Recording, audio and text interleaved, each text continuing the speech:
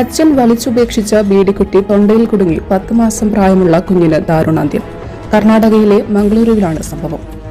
Event സ്ഥാപനത്തിലെ ജീവനക്കാരനായ യുവാവിന്റെ അശ്രദ്ധയാണ് പിഞ്ചുകുഞ്ഞിന്റെ ദാരുണാന്ത്യത്തിന് കാരണമായത്.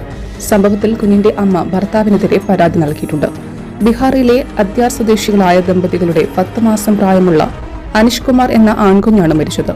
ജൂൺ 14-നായിരുന്നു സംഭവം. മംഗളൂരുവിലാണ് ദമ്പതികൾ താമസിച്ചിരുന്നത്.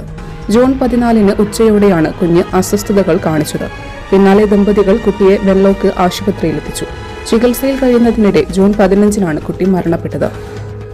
കുഞ്ഞ് ബീഡിക്കുറ്റി വിഴുങ്ങിയതായി വ്യക്തമായതിനു പിന്നാലെയാണ് യുവതി മംഗളൂരു പോലീസിൽ പരാതി നൽകിയത്.